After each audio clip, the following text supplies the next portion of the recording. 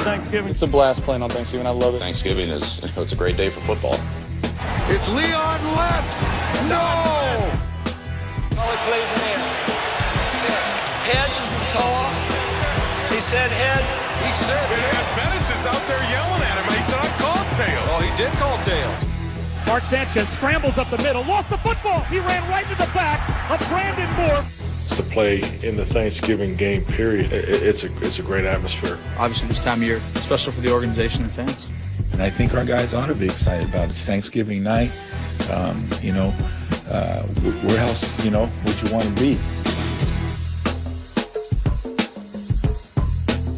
Michael Irvin basically putting it out there how it's good for the Dallas Cowboys to lose a game before these playoffs begin, because we don't want to run into the playoffs, just run the table for the rest of the season, because that'll amplify the level of pressure that's going in Dallas's direction. So who am I to disagree with the playmaker? I mean, if you're going to lose a game, why not lose on Thanksgiving Day? 3 days rest, because you did play Sunday, just like the Redskins played on Sunday. You beat this team early in the season when some people think you should not have been, even though Dak Prescott came and handled his business in that fourth quarter. But in the end, I'm thinking about Kirk Cousins and the way that he is playing. And we will talk about him a little bit later on in the show, by the way. You got Kirk Cousins, okay, you got Kelly who can run the football. You got Garcon, even though we don't know whether or not Deshaun Jackson is going to be available. I think he will be. Jordan Reed, Vernon Davis, the offensive line relatively protecting Kirk Cousins. I think that the Redskins will find a way to win this game. And I think it's going to be relatively high scoring. I can see the Redskins winning this game. I'm going to pick them to win 35-30 at Texas Stadium, Jerry's billion-dollar playpen. That's what I see going down today, because the Redskins offense is going to find a way to get it done, plain and simple. I take no pleasure in saying this, but you're wrong. I wish you were right, but you're wrong. The Cowboys are going to win this game. They're at home, and the bigger deal here, and by the way, Washington's complaining. They had to play the late game on Sunday, the whole thing. But the bigger thing here is, as I say all the time when we talk about the NFL, there are only a few actually good teams, fundamentally good teams, and only a few fundamentally bad ones. Most of them fall in the middle somewhere, and usually the ones with the better records have gotten a little lucky. I'm not saying Washington's a bad team. They're a fairly typical NFL team that's maybe gotten a little bit lucky. The Cowboys, I hate to say it, are an actually good team. They're really good. They're one of the handful of teams that have distinguished themselves from the rest of the NFL. And they're at home. And you know what it's going to mean when you play Dak Prescott the second time? It's going to mean you sit there and go, damn, he really is good. It's not just that we didn't see him before. This guy can play.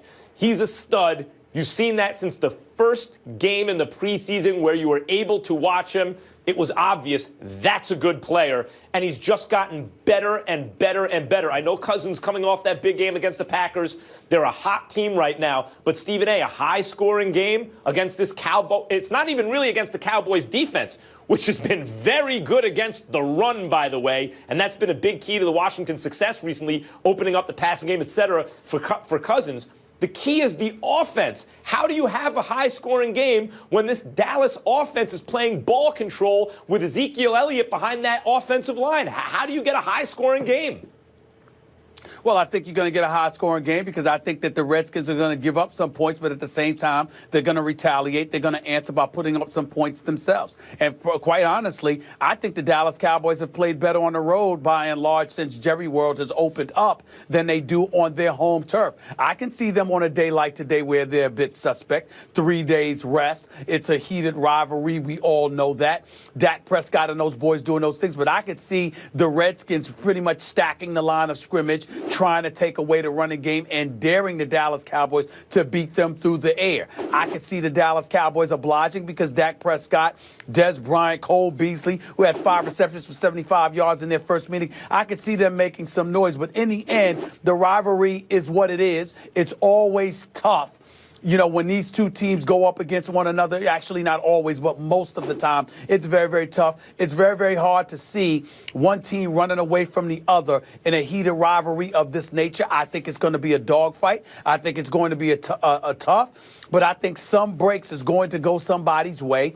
And on this particular day, I think it's going to go the Redskins' way. Plus, I'm allergic to picking the Cowboys unless I absolutely have to because it's too obvious. I don't think this is obvious. I think this is something that could be nip and tuck. I think this could be a thriller, and I could see the Dallas Cowboys messing themselves up at some key pivotal moment for the Redskins to walk away with this victory. I'm rolling with the Redskins. I believe they will get it done.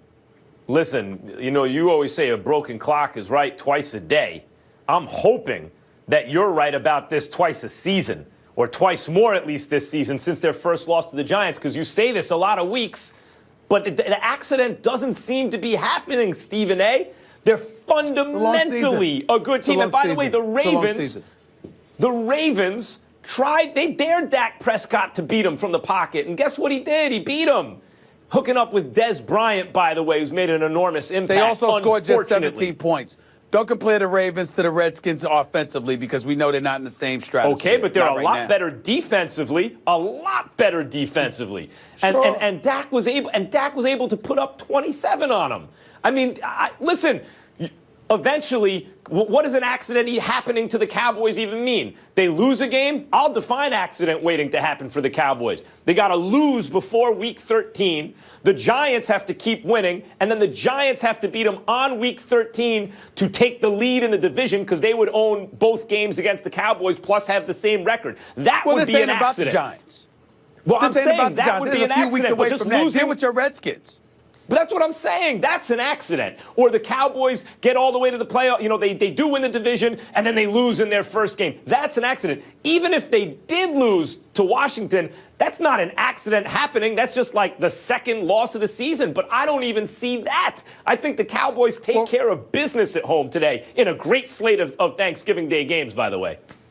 Well, first of all, as expansive as your vocabulary is, Max Kellerman, leave the definition of an accident waiting to happen for me. Don't try to redefine it. I will define it. I say an accident waiting to happen when I talk about the Dallas Cowboys. It means that at the worst possible moment, something will get in their way. It doesn't even have to be anything on the field with these guys. It's always something at the most inopportune of times to sort of ruin their seasons. A loss is not necessarily an accident waiting to happen per se, but how you go down may very well be the case. And we never know with the Cowboys. We never, ever know. And that's what I love about it. That's why I'm sitting back here and just waiting on this Thanksgiving Day, on this Turkey Day, when everybody in the Dallas Cowboys nation is always hyped. Because for some reason, they're the ones, along with the Lions, are the ones that play every Thanksgiving Day. And, you got the Thursday night, you got the late night game, which is the Steelers and the Colts. But for the most part, obviously, every Thanksgiving, it's the Detroit Lions and it's the Dallas Cowboys. I'm not sure they deserve that. They certainly haven't deserved that in recent memory.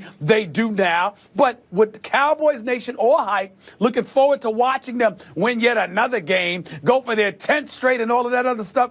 This is kind of the perfect day to mess up everything for the Cowboy fans out there. It would, could you imagine how Cowboy fans are going to feel if on Turkey Day, on Thanksgiving Day, during the holidays, with everybody hanging around one another at the television and beyond, and all of that stuff with family members coming from all over the place, and then to watch the Cowboys ruin things by losing? I can see the Cowboys doing that.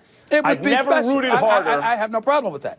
I've never rooted harder for you to be right, but given that quarterback, Dak Prescott, that offensive line, that running back, Ezekiel Elliott, those receivers, the rapidly improving defense throughout the year, particularly against the run, which is elite, and they're at home, I'm afraid, as usual, you're wrong.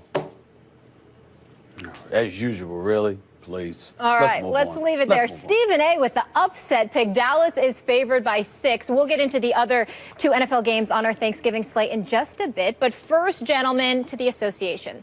Yesterday, we asked if it's time to take the Lakers seriously with 8 wins heading into last night's matchup against the Warriors at Oracle. This is what Stephen A. had to say before the game. The Lakers will get destroyed tonight. Well, second of back-to-back against the Warriors is not a great format. It's not about the second of back-to-back. It's the fact that you beat them by 20 when they came to L.A. That's why. It's going to be a bad night for the Lakers tonight. A bad night. So, as Stephen A. predicted, that annihilation, it happened. Steph Curry led all scorers with 31 points as the Warriors demolished the purple and gold 149-106. Max, After the Lake Show's 43-point loss, how are you feeling about those baby Lakers? Fine. I'm feeling fine about them. By the way, Stephen A., Nostradamus, it doesn't exactly take a genius to look into a crystal ball and see that the Lakers were going to get slaughtered at Oracle, second of back-to-back. Well, of course, everyone knew they were going to lose that game big. Of course they did. You blame it because they're playing them again. You didn't say they were going to get slaughtered. I know that. You said it. Who needed to say it? Of course, it's obvious. Go ahead. I needed to tell you they were going to. Listen, second of back-to-back on the road in the NBA is the biggest lock in sports betting. Like every professional gambler knows this. If a team is playing the second of back-to-back on the road, they're like 70-something% likely to lose. And that's got to be like more than a 10-point difference in terms of how efficiently the team usually scores and how many points they allow. I would take off at least 10 points from a score going in knowing a team's playing the second of back-to-back. But it's not just that on the road. It's that Luke Walton's returning home to Oracle. Like, that's a big emotional deal. It's that the Lakers waxed them at Staples early in the season. You know the Warriors are looking for revenge. It's that the Warriors are either the best or second best team in basketball. We all know that in spite of the Clippers' record.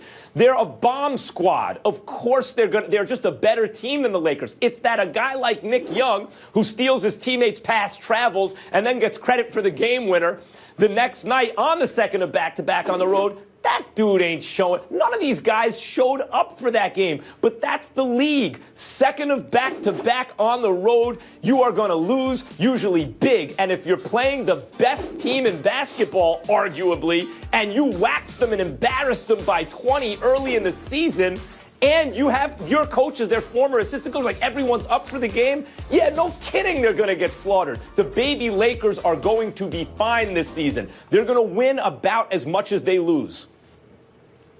Well, first of all, I want the audience out there, America out there, we really appreciate Spock Kellerman giving us that breakdown. So logical, so unemotional, so pragmatic. It's just beautiful to hear you articulate your thoughts on basketball in such pragmatic fashion. I'm so touched by it. I really am. Here's the reality, Max Kellerman. It's not about them getting slaughtered in terms of losing to a superior team or whatever. What did I say to you about the Lakers in terms of why I'm not sold on them just yet? Just pump the brakes and think about this. Max Kellerman, forget the fact that they lost by 40 points.